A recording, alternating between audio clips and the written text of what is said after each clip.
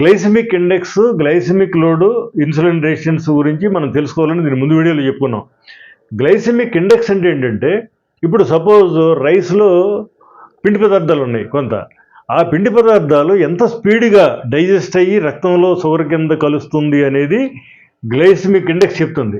అంటే ఏంటి, ఎంత స్పీడ్గా డైజెస్ట్ అవుతుంది, ఎంత స్పీడ్గా ఆ షుగర్ రక్తంలో పెరిగిపోతుంది అనేది ఈ గ్లైసెమిక్ ఇండెక్స్ తెలియజేస్తుంది. గ్లైసెమిక్ లోడ్ అంటే ఏంటి, ఒక 100 గ్రాములు మీరు రైస్ తీసుకోండి, ఒక 100 గ్రాములు అన్నం తీసుకోండి. అన్నంలో కొంత కార్బోహైడ్రేట్ ఉంటుంది. సో ఆ కార్బోహైడ్రేట్ స్పీడ్గానో స్లోగానో మొత్తం మీద రక్తంలో కలిసిపోద్ది. సో దాన్ని లోడ్ అంటాం అనమాట. లోడ్ అంటే ఏంటి, ఎంత షుగర్ పెరుగుతుంది. ఇది గ్లైసెమిక్ ఇండెక్స్ అంటే ఎంత స్పీడ్గా కలుస్తుంది, గ్లైసెమిక్ లోడ్ అంటే ఎంత షుగర్ పెరుగుతుంది, టోటల్ క్వాంటిటీ అనమాట.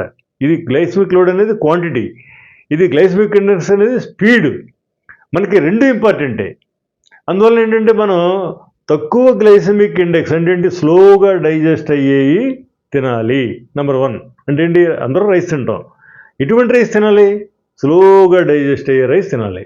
మీరు అన్నం తగ్గిస్తే స్వీట్లు తినొచ్చు, అన్నం తగ్గిస్తే మామిడి పళ్ళు తినొచ్చు అనేది కంక్లూజన్ చెప్తూ, సో దీని మీద మరింత అవగాహన కావాలంటే కనుక మన ఛానల్లో చాలా వీడియోలు చేసాం డయాబెటీస్ మీద.